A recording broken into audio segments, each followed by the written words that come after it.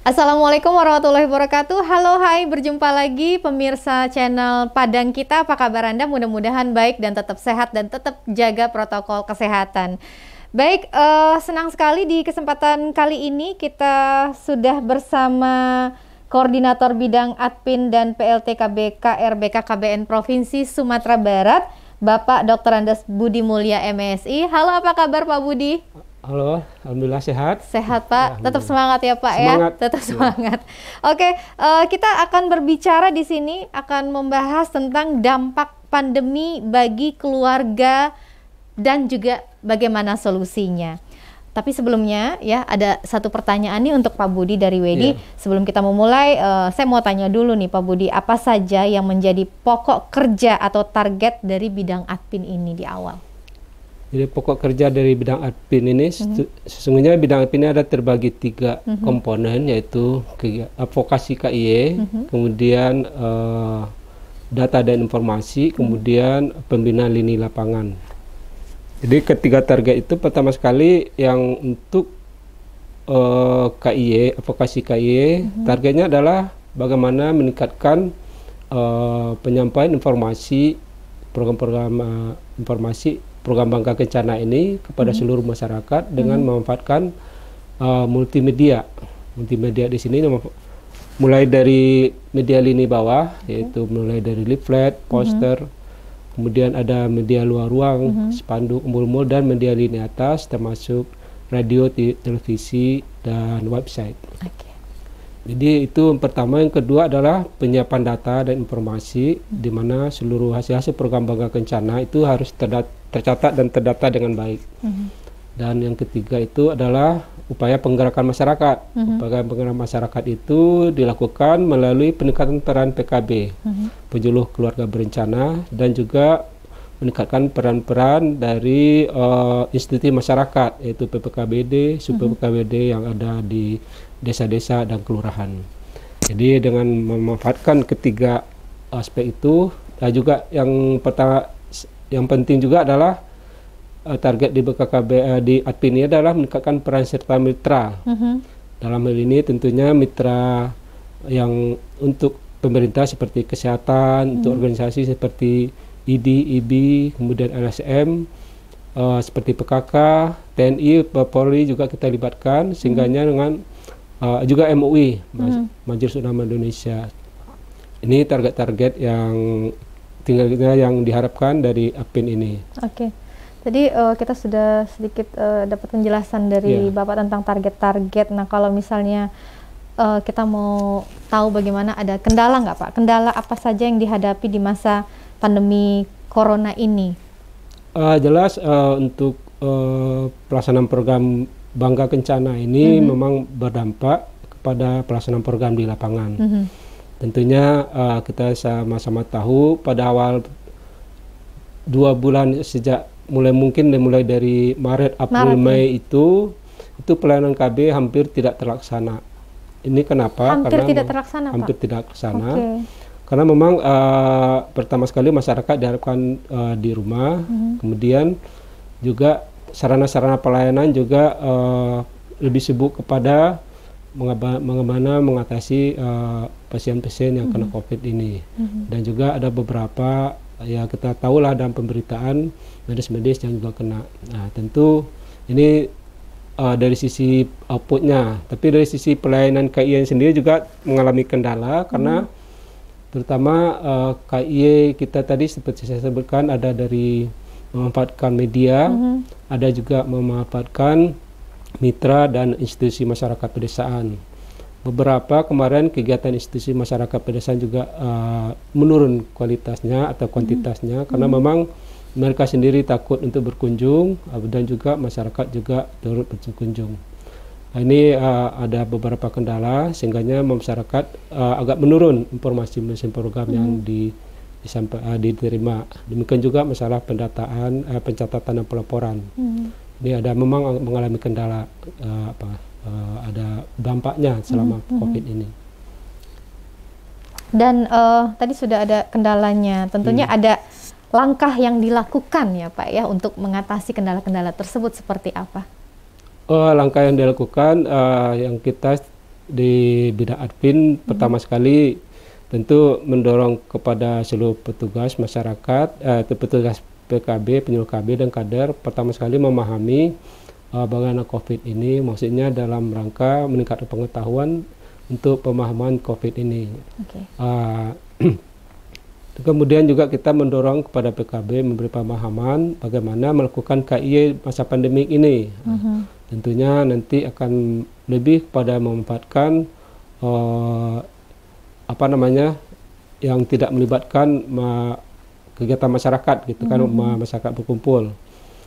Demikian juga kalau dulu kan kita memutar film untuk KIE kepada masyarakat, itu mengumpulkan masyarakat di lapangan atau di tempat-tempat keramaian, tapi karena COVID ini tidak memungkinkan itu, maka untuk mengantisipasi tetap kita memberikan informasi melalui mobil unit penerangan, tapi berjalan memberikan informasi kepada masyarakat, sehingga masyarakat yang di rumah juga mendapat informasi tentang program Bangga Kencana, tetapi lebih fokus sekali lagi terutama dalam pelaksanaan atau menghindari penyebaran virus COVID-19 ini. Oke, berarti kalau dari admin sendiri nih Pak, bagaimana dampak dari pandemi COVID-19 khususnya bagi keluarga ya Pak ya?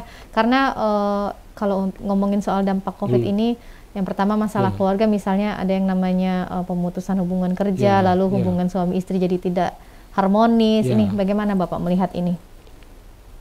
Kalau dari sisi keluarga dampak COVID, dari sisi adminnya sendiri tadi sudah saya sampaikan bahwasanya terutama dalam masa 3 bulan pancaroba itu informasi program Bangga Kencana memang menurun. Namun demikian kita berusaha menciptakan konten-konten yang bisa diakses oleh masyarakat. Kita sudah membuat beberapa video-video yang dalam bahasa Minang yang mudah dan dimengerti, dan kita upload di YouTube, kemudian juga kita upload di website. Kemudian contohnya seperti apa nih Pak, kalau boleh tahu kontennya waktu itu? Kalau konten untuk di video itu lebih kepada bagaimana masyarakat itu tetap bisa untuk mendapatkan pelayanan KB, namun tetap memperhatikan COVID-19 karena protokol memang kesehatan ya Pak, ya?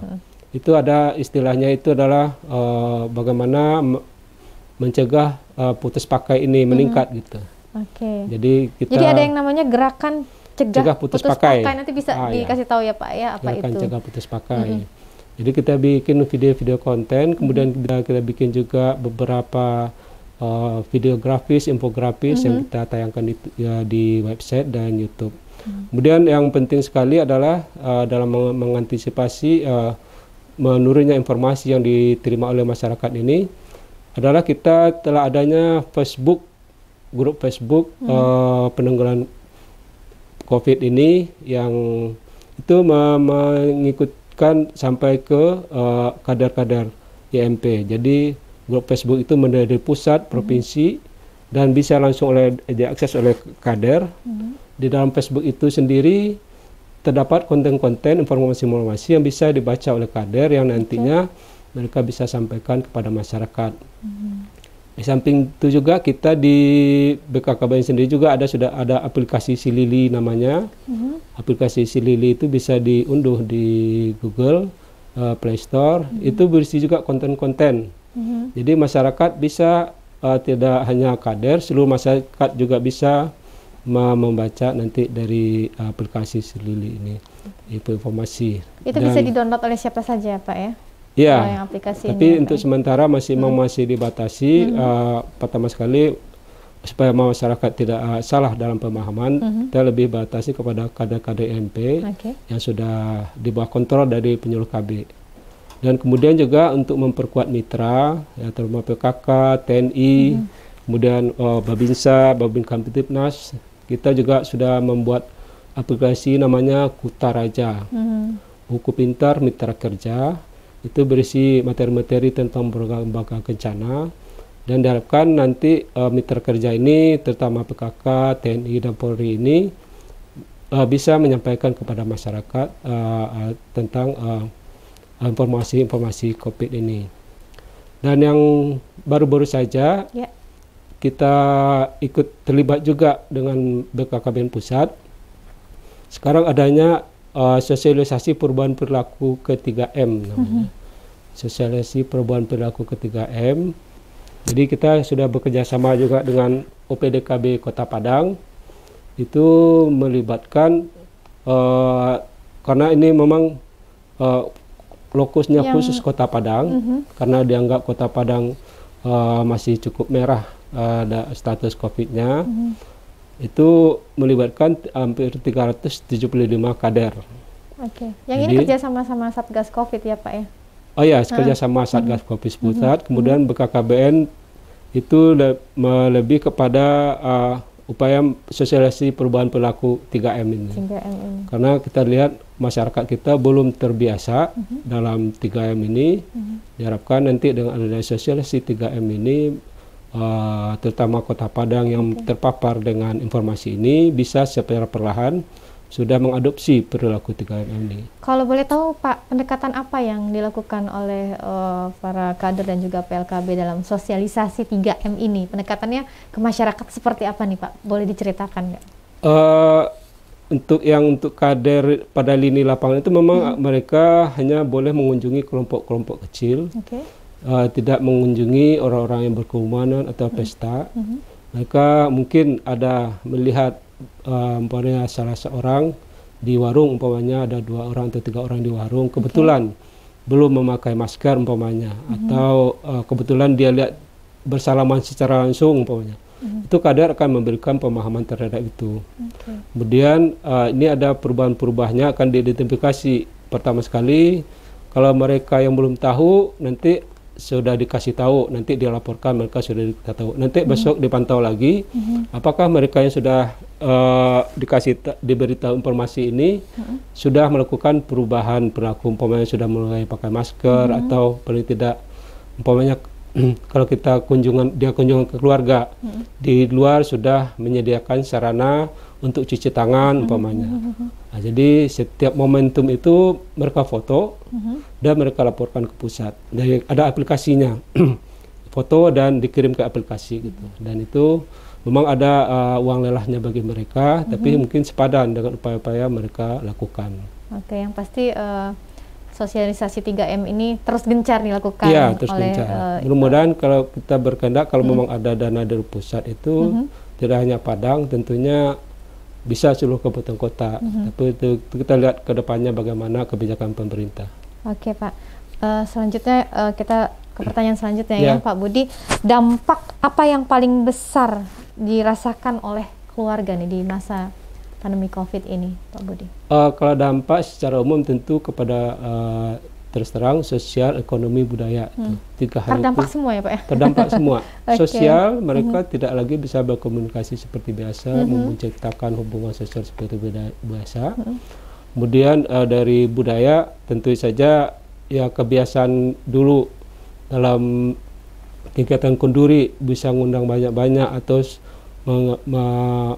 seluruh keluarga dekat harus ikut, tapi hanya sekarang ada terbatas beberapa orang yang harus.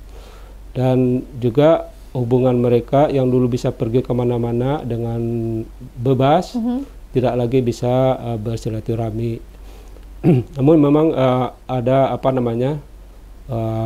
medsos yang bisa memanfaatkan. Tentu kan kalau budaya itu ada di sisi adab-adabnya juga kan, ketika itu. Yang terasa sekali adalah terkait dengan ekonomi. Ya, walaupun di Sumatera Barat tidak banyak yang kena PHK, tentu dari sisi pemasaran juga tentu akan berdampak gitu. Kita lihat memang untuk Sumatera Barat tidak terlampau parah seperti di Jawa atau Jawa Barat terutama yang banyak PHK. Namun karena di Sumatera Barat ini banyak perantau Minang yang hidup di Jakarta yang pas pandemi COVID mereka tidak bisa mengapa-ngapain sehingga mereka pulang kampung, dan itulah yang akan mempengaruhi terhadap kondisi ekonomi. Saya rasa itu tiga hal itu. Kemudian juga pendidikan ya jelas ya semuanya mengalami, tapi dari sisi untuk Sumatera Barat saya rasa itu yang dampaknya itu. Berikutnya kita sudah ngomongin soal dampak, kita juga pengen tahu nih Pak Budi langkah apa yang dilakukan oleh admin untuk keluarga untuk menghadapi masa sulit seperti sekarang ini? Langkah yang pertama sekali tentu ya memang ini ke depan sih sebetulnya, karena tahun 2021 itu akan ada pendataan keluarga. Dan itu akan mengukur adanya indeks pembangunan keluarga. Jadi seberapa tingkat kesejahteraan keluarga yang ada di Indonesia, terutama Sumbar.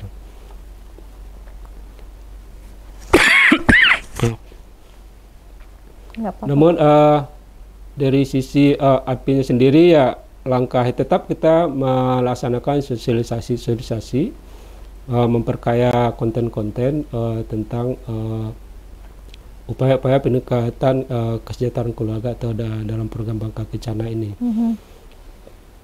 Tentunya kita akan lebih memperbanyak koordinasi dengan sektor-sektor lain, sehingga bisa tergarap masalah ekonomi COVID, terutama masalah sosial budaya itu bisa kita persamakan istilahnya. Seolah kita di advokasi ini bisa ada sarana-sarana lah seperti radio.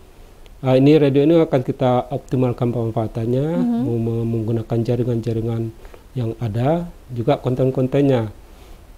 Kalau dulu memang punya kegiatan talk show dan lain-lain lebih kepada program Bangka Kencana, tentunya untuk keseluruhan kita akan minta tetap dari lintas sektor, bisa saja dari BNPB atau dari Pemda yang bisa talk show di sini, sehingga informasi masyarakat ya tentang bagaimana menanggulangi masalah pandemik ini bisa lebih lengkap lah. Mudah-mudahan karena radio kita ini sudah cukup bagus, ada dua akses. Pertama sekali melalui FM, yang keduanya itu adalah streaming, dan juga adanya TV streaming juga yang bisa diakses melalui website. Ini konten-kontennya kita tetap upayakan bisa lebih bagus lagi. Kita juga pengen tahu nih Pak ya, ada pertanyaan dari Wedi. BKKBN ini kan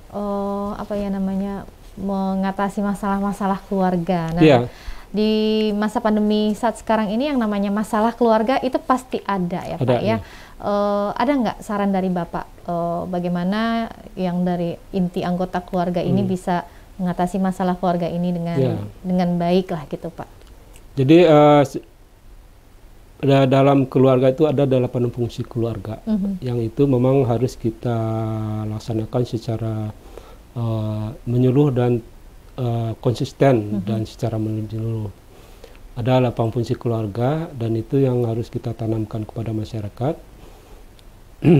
Terutama ya ada fungsi agama, sosial budaya, cinta kasih, produksi, fungsi pendidikan, ekonomi, fungsi perlindungan, kemudian fungsi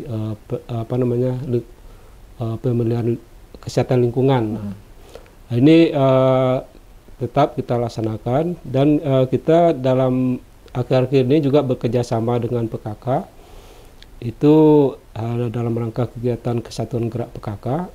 Kita juga bagaimana meningkatkan supaya sosialisasi ini bisa kegiatan terpadu ini bisa meningkatkanlah nanti ke arah masyarakat untuk lebih baik lagi. Oke Pak Budi, terakhir harapan Bapak nih Pak, terakhir, atau ada pesan-pesan yang ingin disampaikan nih di situasi pandemi saat ini? Harapan saya memang pertama sekali kita memang selaku umat Muslim terutama Sumatera Barat tentu harus tetap beriman dalam ini ada sesuai dengan kita yang ini yang saya sering kita lihat bahwasanya masih ada masyarakat yang tidak percaya kepada COVID ini. Betul. Jadi kalau kita selaku umat Muslim tentunya ada 3 hal, yaitu hablum minallah, hablum minar rasul, wa ulil amri minkum. Inilah yang perlu kita tetap terapkan, bahwasanya tidak ada pemerintah yang ingin menjerumuskan masyarakatnya. Tentu ada asap ada api gitu kan. Tidak ada asap kalau tidak ada api, biasanya seperti itu. Tentunya kebijakan pengucapan pemerintah ya tujuannya memang untuk kebaikan. Marilah kita dukung program-program pemerintah atau kebijakan-kebijakan pemerintah dalam rangka menangani atau bagaimana pandemi COVID ini bisa berakhir di bumi Nusantara Barat khususnya atau di Indonesia pada umumnya. Mari kita dukung bersama secara terpadu, melibatkan seluruh masyarakat dari mulai tokoh masyarakat, generasi muda, pelajar, ahli, dan keluarga, terutamanya ibu-ibu. Nah, ibu-ibu karena ibu-ibu lah yang menjadi pendidik bagi masyarakat, bagi keluarga atau anak-anaknya, mengarahkan bagaimana mulai dari dini sudah bisa menerapkan perilaku bersih terutama, dan tentunya menerapkan dalam waktu dekat atau mungkin terbatas ini perilaku 3M ini. Saya rasa itu harapan saya. Jangan lupa ingat pesan ibu gitu ya Pak ya. Jangan lupa ingat pesan ibu. Oke, terima kasih luar biasa sekali. Terima kasih Pak Budi atas waktunya bersama sama-sama. Channel YouTube Padang kita. Yang pasti tetap jaga kesehatan ya pemirsa ya. Jangan lupa terapkan 3M, pakai masker dengan baik dan benar, terus juga jaga jarak dan jangan lupa cuci tangan. Tetap jaga kesehatan iman dan imun tubuh kita ya Pak Budi. Ya, terima kasih sekali lagi. Kita ketemu lagi lain waktu. Saya Widya pamit dulu. Wassalamualaikum warahmatullahi wabarakatuh. Waalaikumsalam warahmatullahi wabarakatuh.